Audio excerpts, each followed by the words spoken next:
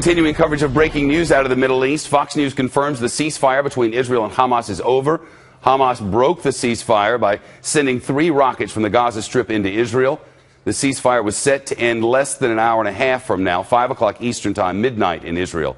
Let's bring in Michael O'Hanlon, Senior Fellow and Director of Research for the Foreign Policy Program at Brookings Institution. I guess this isn't all that big a surprise. The Palestinians, specifically Hamas, wants things and hasn't gotten things. Yeah, it's a good point, Shep. That may be a sign of defiance, really, on their part, because in practical terms, if the ceasefire was going to expire soon anyway, it may not really matter that much for the last 90 minutes, but they're sending a message. They're not happy, and making sure that people consider their demands. As you know, they want rights to move in and out, either via tunnels or ports and airfields. They want to have something that feels and looks more like a real country, even without waiting for a 2-state process to be negotiated. And so they're sending the world the message that they don't want to play by these rules, and they'll just stick a little bit of a finger in the eye. That's the most likely interpretation. Another one is that some splinter group launched these without permission or legitimacy from Hamas. Down the road, Michael, you see Israel losing some support around the world, especially in Europe, where there's been a lot of anti-Semitism that's raising its ugly head. Does Israel risk a lot more of this if it doesn't give to some of these demands, or is it on a clean footing?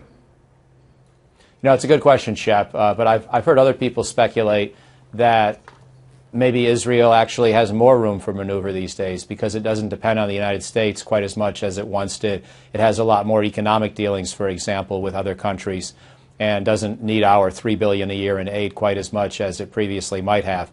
So you can make the argument either way. On the other hand, there's really no friend for Israel like the United States with the military power, the diplomatic clout, and so I'm not sure I find either of these kinds of arguments all that persuasive. I think the bottom line is we haven't been able to persuade Israel or the Palestinians to negotiate peace for decades, and we've had different levels of American influence and power in the region supposedly throughout that whole period, and yet we've always had the same outcome. So I'm dubious that it really boils down to those kinds of factors. I think it's going to boil down to getting new leadership for the Palestinians and the Israelis and starting afresh at some future day. That's my best guess about how the peace process will have to go forward. The Palestinian Authority making its way in? I mean, Israel has destroyed the tunnels. It seems to have done what it wanted. And why would it have to give up anything at this point if it doesn't want to? I mean, they got to be running out of rockets. Yeah, well, the problem is that nothing ever lasts in these ceasefires. That's why they keep lasting 2 or 3 years, and then there's a new fight, and then there's a new effort to negotiate. And meanwhile, maybe some new weaponry on both sides gets introduced. As you point out, we have 2 new kinds of weapons here, longer-range rockets for Hamas and a better rocket defense or missile defense for Israel. So people try their luck, hoping that somehow the change in technology or the change in politics will favor them more this time than last time. But it winds up having just a cruel repetitiveness. You know, it doesn't, people's aspirations that the next time is going to be different are never really borne out. The only real hope to break out of this is to get back to the 2-state solution. But unfortunately, I'm not sure these current leaders can do it. The humanitarian crisis, though, unfolding in the Palestinian, in the Gaza there, and fixing it is going to be really hard if there's not a lasting ceasefire, isn't it?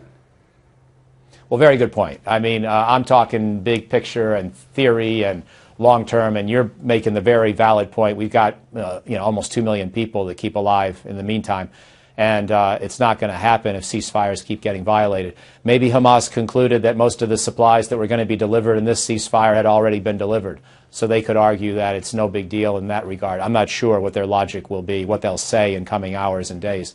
But the bottom line is Israel's not going to be particularly inclined to keep going back to ceasefires if they can't trust Hamas. So your point's valid. It's a shame, and it's very sad to know how many civilians are suffering. Michael O'Hanlon from Brookings. Michael, good to see you. Thanks.